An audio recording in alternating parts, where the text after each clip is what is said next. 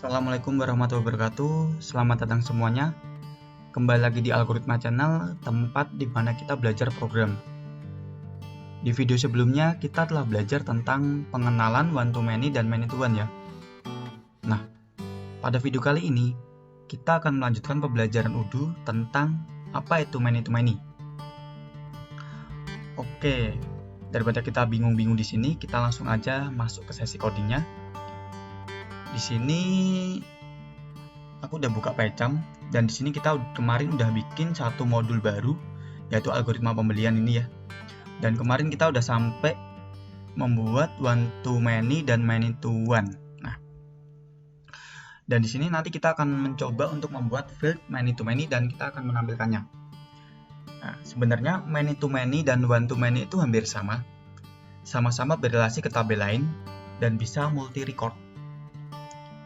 Cuman bedanya di sini adalah untuk one to many itu dia tidak membuat relasi tabel sendiri. Dengan kata lain, relasi tabelnya itu langsung ke tabel yang dituju. Sedangkan untuk many to many itu dia membuat tabel bantuan yang menampung record atau value dari tabel yang dituju dan juga dideklarasikan juga dengan dua field utama yang bisa disebut sebagai primary key untuk masing-masing tabel. Dan itu nanti kita deklarasikan ke dalam fieldnya pas waktu kita membuat field many to many. Oke, daripada kita sibuk dengan penjelasannya, kita coba untuk buatnya di sini. Misal di sini kita buat tabel baru dan nanti si field many to many-nya itu akan berrelasi ke tabel baru tersebut. Nah, misalkan di sini kita buat algoritma brand model. Karena ini tabel baru berarti pakainya name algoritma brand. Nah, untuk fieldnya cukup satu aja nggak apa-apa, misalkan name filter string name. Nah, untuk tabel barunya cukup seperti ini aja. Terus kemudian kita beralih ke bagian yang algoritma pembelian dan di bagian sini kita tambahkan satu field baru many to many yang berrelasi ke algoritma brand. Misalkan di sini kita bikin fieldnya brand IDS field many to many. Nah, karena kita ingin merelasikan ke tabel algoritma brand, berarti di sini strukturnya fieldnya kita tulis dulu tabel relasinya algoritma brand, kemudian kita tulis tabel bantuan, kita buat tabel bantuan di sini seperti yang aku jelaskan yang di awal tadi ya.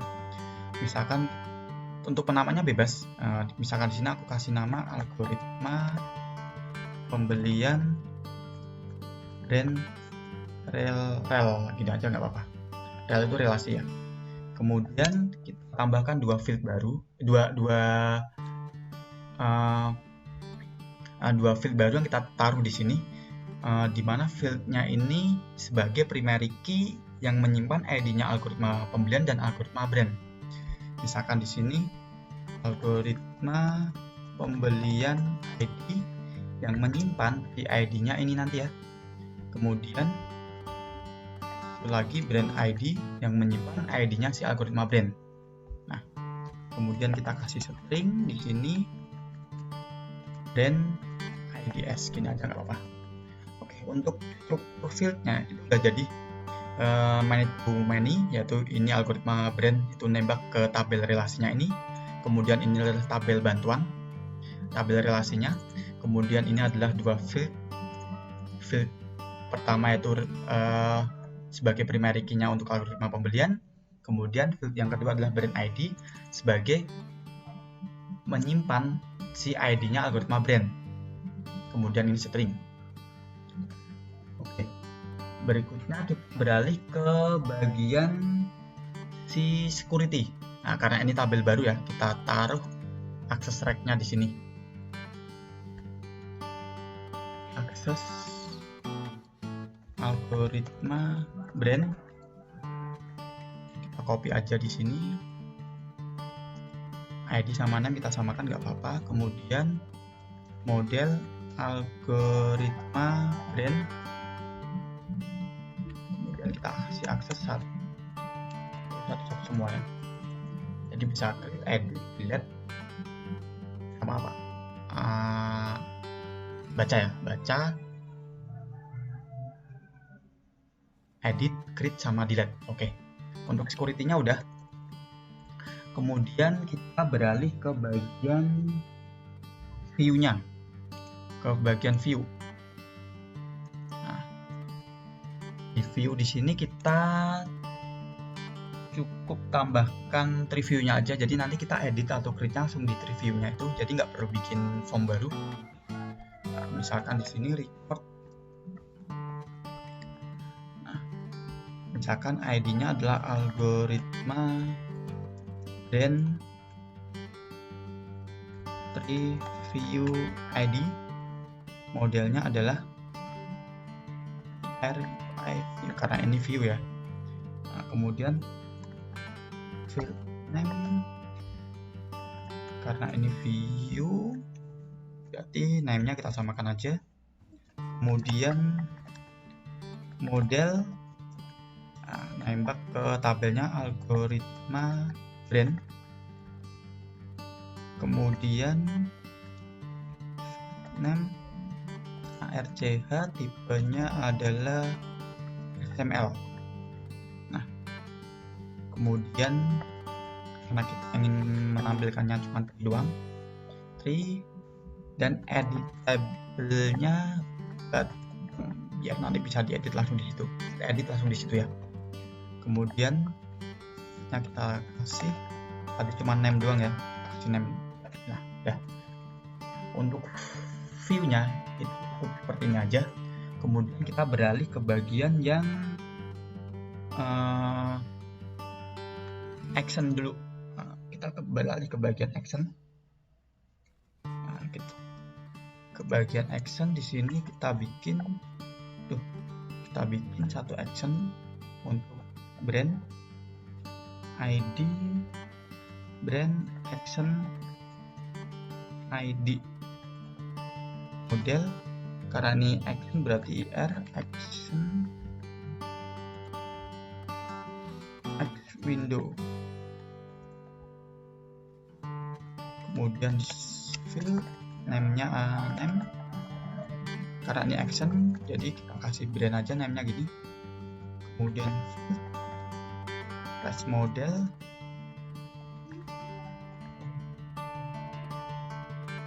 itu algoritma brand. Kemudian ini untuk action pairnya udah. Kemudian kita bikin action untuk reviewnya. Record ID brand action review ID, modelnya karena ini action berarti R action window view. Nah, kemudian field sequence karena ini tree kita kasih satu aja sequence-nya. Kemudian view mode-nya adalah tree. Kemudian view ID-nya F algoritma pembelian nembak ke view-nya ini review. Kita taruh di sini.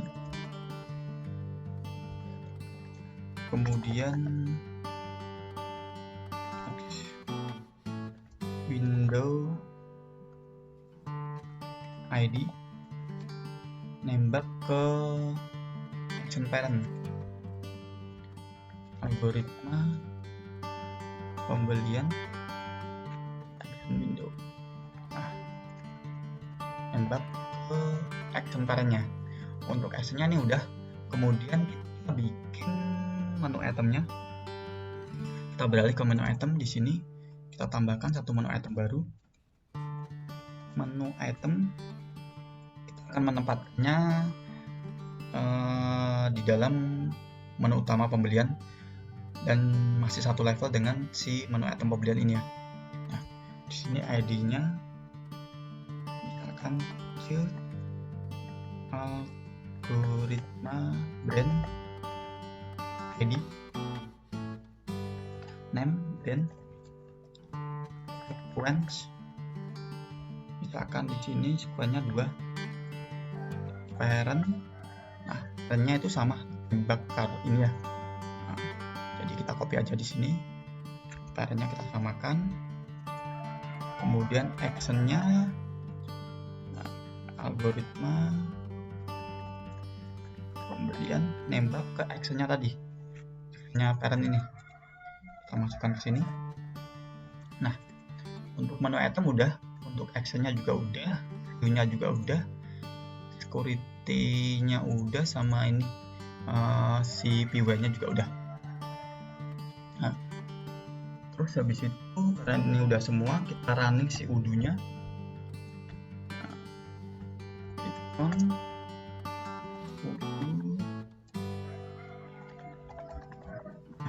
Karena ini ada penambahan dan ada perubahan di XML, jadi kita runningnya langsung kita upgrade di terminalnya.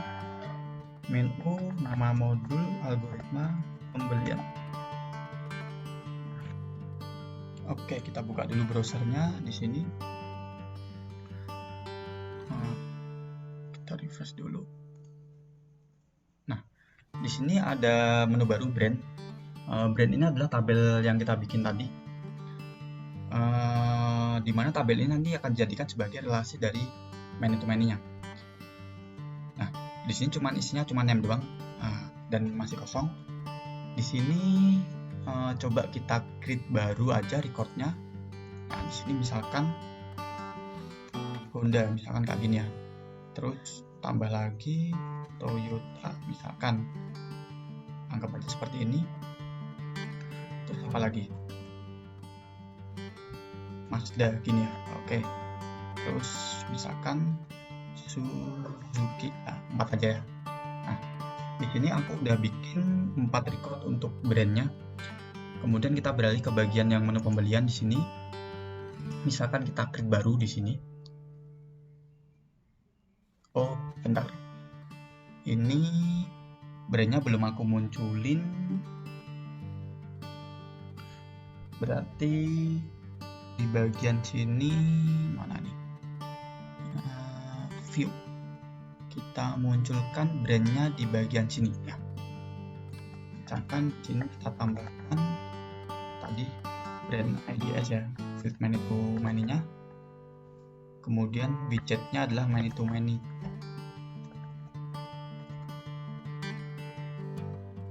Nah, kita running lagi, ulang. Oh, lama, agak berat, kita close aja, kita ulang gini. Kemudian kita running. Nah, ini udah ada nih brand IDS, yaitu field many to many-nya. Di sini kita bikin baru misalkan pembelian 5, misalkan tanggalnya kita isi bebas. Kemudian brand IDS-nya ini field many to many. Nah, kita isi misalkan Honda. Nah, ketika kita mendeklarasikan dalam bentuk widgetnya adalah many to many text, ini akan tampilan seperti ini, lebih rapi ya kan. Tapi kalau kita nggak memberikan widget many to many text, ini akan tampilan seperti ini, hampir sama kayak one to many ya kan lah. Widget many to many text itu hanya ada di field many to many, untuk one to many nggak ada. Nah, jadi di sini karena kita menampilkannya dalam bentuk many to many text, jadi tampilnya adalah seperti ini ya, lebih rapi sih. Nah, misalkan di sini kita kasih 3 record ya untuk brand IDS-nya. Kemudian ini misalkan kuantitasnya 1.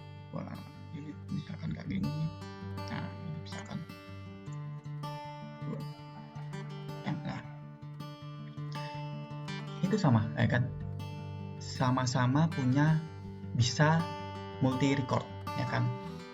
Yang one to many itu bisa lebih dari satu kan, sedangkan ini juga bisa. Cuman tadi bedanya yang di sini adalah kita membuat tabel bantuan atau relasi tabel di fieldnya. Kita deklarasikan dalam fieldnya one to many, one to many. Kalau one to many itu enggak, jadi kita langsung nembak ke field tujuannya. Nah, kemudian kita save aja seperti ini ya. Nah, oke, mungkin cukup sekian dulu video tutorial kali ini tentang pemahaman many to many di Odoo. Dan untuk next videonya kita akan belajar tentang onChange di Odoo. Jadi ikuti terus saja video di Algoritma Channel. Semoga bermanfaat video kali ini. Terima kasih. Sampai jumpa di next video. Wassalamualaikum warahmatullahi wabarakatuh.